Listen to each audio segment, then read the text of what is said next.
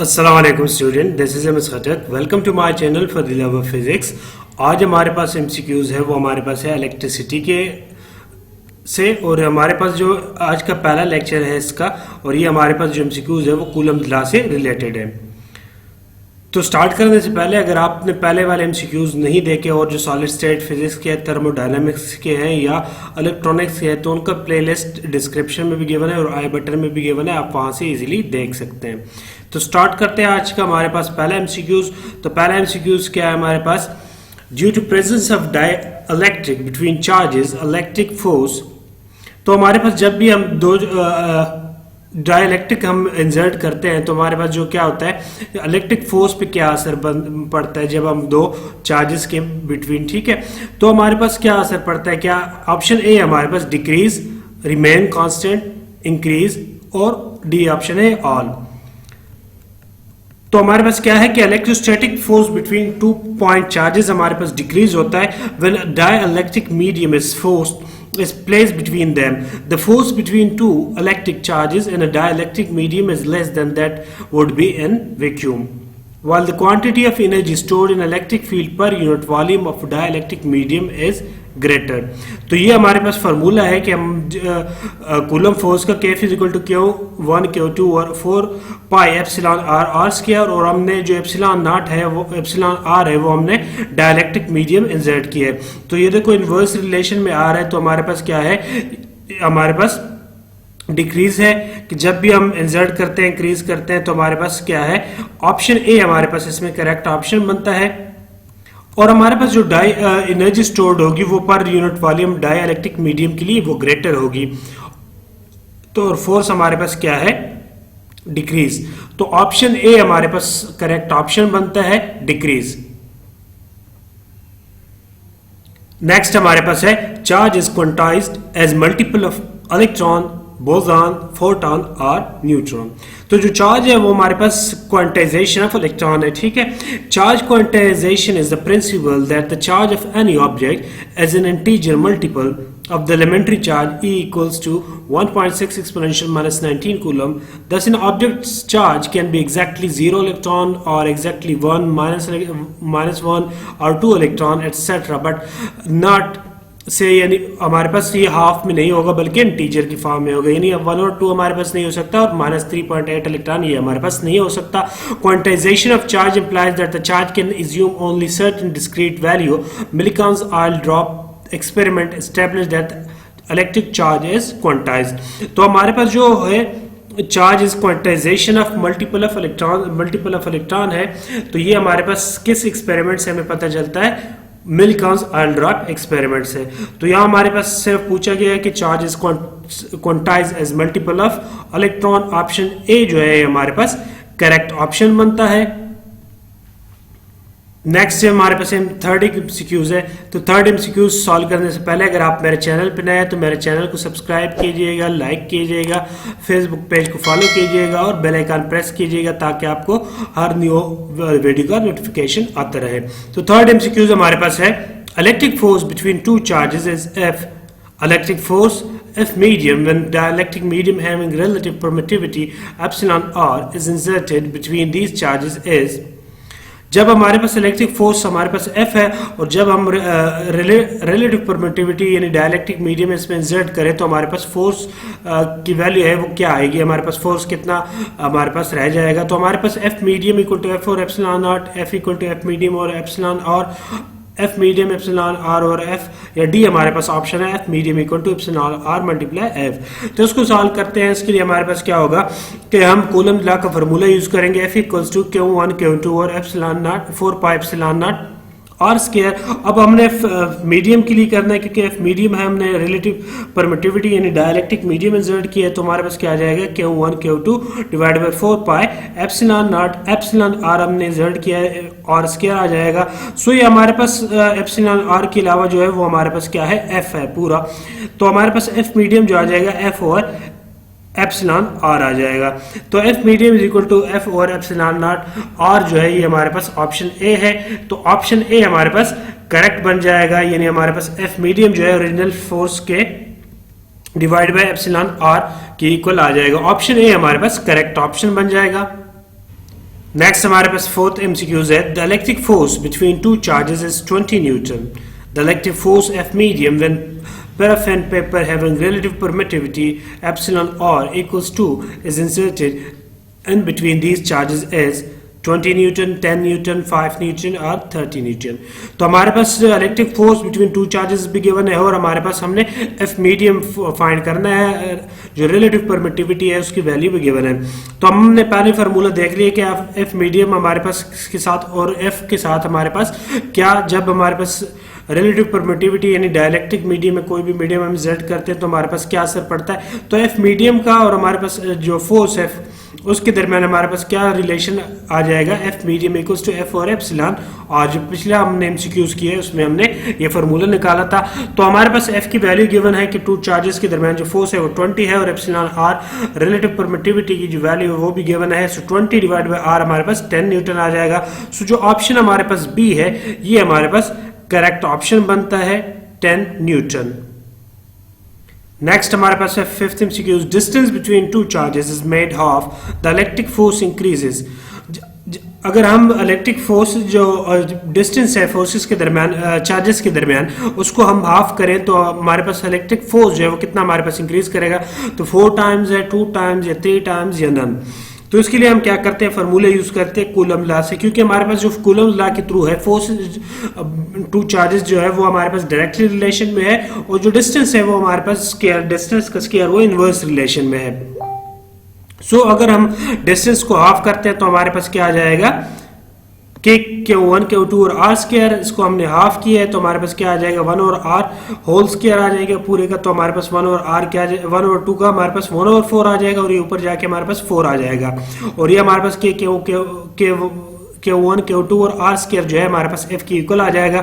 So F equal to F prime जो हमारे पास new force आएगी वो हमारे पास पहले फोर्स के 4 टाइम्स होगी. So force will be 4 times to the initial value. So हमारे पास जो आंसर है इसमें कितने हमारे पास फोर्स इंक्रीज करेगा, तो हमारे पास 4 टाइम्स हमारे पास ऑप्शन जो ए है ये हमारे पास करेक्ट ऑप्शन है इसमें से. नेक्स्ट हमारे पास नेक्स्ट एमसीक्यूज है, the value of permittivity of free space epsilon naught is 9 exponential 9 coulomb square newton पर metre square, 9 exponential 9 coulomb per newton या 8.85 एक्सपोनेंशियल -12 कूलम स्क्वायर पर न्यूटन पर मीटर स्क्वायर. और डी ऑप्शन है हमारे पास ऑल. तो इसकी वैल्यू हमें याद भी होनी चाहिए, हमारे पास काफ़ी ज़्यादा यूज़ होता है फार्मूले में भी, न्यूमेरिकल्स वगैरह जब हम करते हैं तो इसके लिए हमारे पास ये वैल्यू याद होनी चाहिए. तो एप्सिलॉन नॉट की जो वैल्यू है ये अगर हम याद ना भी हो तो हम इसको फार्मूले से भी निकाल सकते हैं. तो फार्मूला हमारे पास क्या है, F equals to coulomb law का जो फार्मूला है Q1 और Q2 और सेम हम फोर्सेस लेंगे तो Q स्क्वायर आ जाएगा. F को अगर हम 1 न्यूटन ले, चार्ज को 1 कूलम ले और डिस्टेंस 1 मीटर ले तो यहाँ से हमारे पास वैल्यू जो आ जाती है वो हमारे पास क्या आ जाती है, एप्सिलॉन नॉट की वैल्यू, ये हमारे पास Q नॉट नहीं है एप्सिलॉन नॉट है. ठीक है, epsilon naught equals to Q square और F multiply 4 pi multiply R. Value put करेंगे तो हमारे पास क्या आ जाएगा 8.85 एक्सपोनेंशियल -12 कूलम स्क्वायर पर न्यूटन पर मीटर स्क्वायर. तो हमारे पास जो ऑप्शन सी है ये हमारे पास वैल्यू है परमिटिविटी ऑफ फ्री स्पेस की 8.85 एक्सपोनेंशियल -12 कूलम स्क्वायर पर न्यूटन पर मीटर स्क्वायर. ऑप्शन सी हमारे पास करेक्ट ऑप्शन है. नेक्स्ट हमारे पास 7th एमसीक्यूज है, which force is conservative, friction force, pressure force, electric force और डी ऑप्शन है हमारे पास डायरेक्ट फोर्स. तो पहले हम देखते हैं कि इनके कंजर्वेटिव फोर्स हमारे पास इसकी डिफिनेशन देखते हैं कंजर्वेटिव और नॉन कंजर्वेटिव फोर्स की. तो कंजर्वेटिव फोर्स हमारे पास कौन से होते हैं, a conservative force exists when the work done by the force on an object is independent of parts object. Instead, the work done by a conservative force depend only on the end parts of the motion. ठीक है, जैसे हमारे पास जो conservative force है वो force है जो हमारे पास सिर्फ एंड्स पॉइंट पे डिपेंड करे, पाथ फॉलोड जो है उस पर डिपेंड ना करे, इंडिपेंडेंट हो. इसके हमारे पास एग्जांपल कौन से है, ग्रेविटेशनल फोर्स है, स्प्रिंग फोर्स है, electrostatic force between two charges है. ठीक है, तो जिस तरह हमने ग्रेविटेशनल फोर्स आप मैट्रिक की फिसी में आप कर चुके होंगे कि work done by gravitational force is independent of path followed, ये कंजर्वेटिव फोर्स. तो हमारे पास ये ग्रेविटेशनल फोर्स जो है वो भी कंजर्वेटिव फोर्स है. नॉन कंजर्वेटिव फोर्स हमारे पास कौन सा फोर्स है, is the force which the work done depends on the path taken. These forces take energy away from the system as the system progress. says energy that can't get back. These forces are path dependent, therefore it's matter where the object start and stops. तो हमारे पास non conservative forces वो forces हैं जो हमारे पास path पे depend करते हैं, energy को कैरी करते हैं जैसे ही हमारे पास सिस्टम प्रोसीड करता है, आगे प्रोग्रेस करता है, और एनर्जी हमारे पास फिर अपनी जगह पे नहीं आती वापस।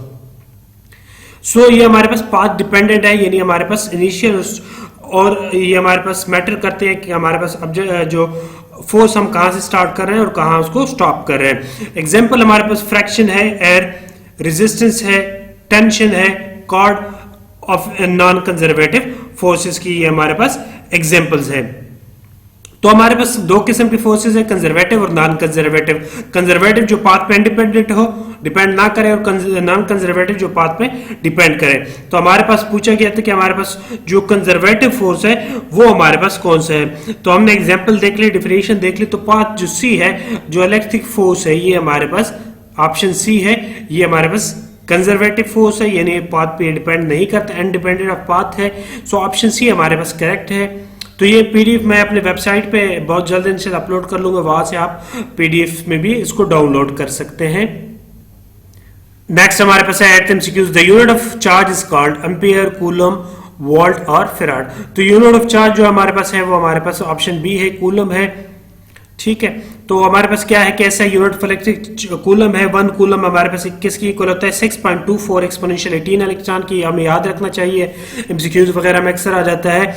और चार्ज इलेक्ट्रॉन अप्रॉक्सीमेटली हमारे पास 1.6 एक्सपोनेंशियल -19 कूलम चार्ज होता है। और इसको हमने डिफाइन भी किया है कि 1 coulomb is the quantity of charge pass through the cross section of electrical conductor by 1 ampere current flowing through the conductor in 1 second. Electric charge को हम डिनोट करते हैं क्यू से। सो हमारे पास फॉर्मूला पूछा गया था, वो हमारे पास कूलम है चार्ज का। नेक्स्ट हमारे पास 9 एमसीक्यूज है। Number of electron in 1 coulomb of charge is equals to, कि 1 कूलम ऑफ चार्ज में हमारे पास कितने नंबर ऑफ इलेक्ट्रॉन्स होते हैं। तो ये हमें याद रखना चाहिए, वैसे हम इसको कैलकुलेट करेंगे। तो हमारे पास फॉर्मूला जो है कैलकुलेट चार्ज हमारे पास क्या है, Q equals to N E, where हमारे पास क्यू 1 कूलम है, चार्ज हमारे पास क्यू चार्ज है और ये नंबर ऑफ इलेक्ट्रॉन है। सो नंबर ऑफ इलेक्ट्रॉन हमने फाइंड करना है, तो हमारे पास एन आ जाएगा क्यू डिवाइड बाई ई। सो हमारे पास क्या आ जाएगा, number of electrons 1 electron carries कितना हमारे पास, एक इलेक्ट्रॉन पे चार्ज होता है 1.6 एक्सपोनेंशियल 19 कूलम। सो इस फॉर्मूले में पुट करेंगे n इक्वल्स टू क्यू हमारे पास 1 कूलम है यानी 1 है, तो 1 डिवाइड बाय हमारे पास ई नंबर ऑफ इलेक्ट्रॉन्स हमारे पास कितने आ जाएंगे, यानी हमारे पास 1.6 कितना चार्ज होता है एक इलेक्ट्रॉन पे, 1.6 एक्सपोनेंशियल -19। तो यहां से हमारे पास आ जाएगा 6.25 एक्सपोनेंशियल 18 प्लस 18 हमारे पास नंबर 1 कूलम में इतने हमारे पास इलेक्ट्रॉन होंगे, इतने ज्यादा इलेक्ट्रॉन होंगे हमारे पास। तो ऑप्शन जो हमारे पास बी है ये हमारे पास करेक्ट ऑप्शन है कि 1 कूलम में चार्ज में 6.25 एक्सपोनेंशियल प्लस 18 इतने हमारे पास ज्यादा चार्जेस होते हैं। तो इसको हमने कैलकुलेट किया फॉर्मूले से, q n equals to q divide by e से। तो ये हमारे पास इसका करेक्ट ऑप्शन है, ऑप्शन बी। नेक्स्ट हमारे पास 10th एमसीक्यूज है। Electric force of repulsion between 2 electrons, the distance of one at one distance of 1 micrometre is। तो इलेक्ट्रिक फोर्स ऑफ रिपल्शन हमने 2 इलेक्ट्रॉन्स के दरमियान फाइंड करनी है जब हमारे पास डिस्टेंस 1 माइक्रोमीटर हो। तो इसके लिए हम कूलम लॉ का फार्मूला यूज करेंगे कि हमारे पास F equals to K, Q1, Q2 और R स्क्वायर है। चार्ज जो है Q की जो वैल्यू है वो हमारे पास इलेक्ट्रॉन है, तो 1.6 एक्सपोनेंशियल -19 कूलम, और K की वैल्यू हमें पता है 9 एक्सपोनेंशियल 9 होती है। सो ये हम फार्मूले में पुट करेंगे तो हमारे पास जो आंसर आएंगे सिंप्लीफाई करेंगे तो वो हमारे पास आएगा 2.304 एक्सपोनेंशियल -16।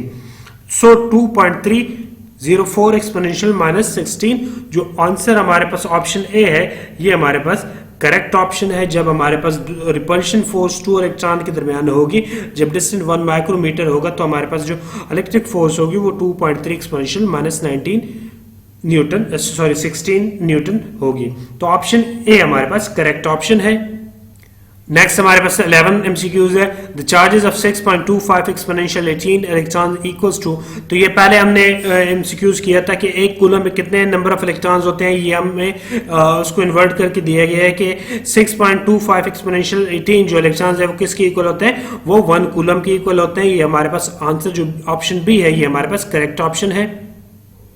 नेक्स्ट 12 है, two positive charges Q1 Q2 are separated by distance r the charges repel each other with force F, its magnitude of charge is doubled and the distance remain unchanged. New force हमारे पास क्या होगी, जब हमारे पास दो charges के दरमियान जो डिस्टेंस है उसको डबल करेंगे और हमारे पास जो डिस्टेंस है उसको हम नहीं चेंज नहीं करेंगे, तो कूलम लॉ में हम फार्मूला अप्लाई करेंगे। हमने चार्जेस का, ये हमारे पास फार्मूला है, उसमें हमने क्या किया, चार्जेस का मैग्नीट्यूड डबल किया, दोनों का 2 × 2 हमारे पास 4 आ जाएगा। तो हमारे पास न्यू फोर्स ये हमारे पास 4 की इक्वल आ जाएगा। सो न्यू फोर्स हमारे पास क्या है, F prime equal to 4F। So option जो हमारे पास सी है, हमने सिंपली जो डिस्टेंस है वो हमारे पास अनचेंज किया और मैग्नीट्यूड डबल किया, तो 2 × 2 हमारे पास 4 आ जाएगा। ऑप्शन सी हमारे पास करेक्ट ऑप्शन है। नेक्स्ट 13 हमारे पास एमसीक्यूज है कि two positive charges Q1 Q2 separate है आर डिस्टेंस से, repel each other with force F।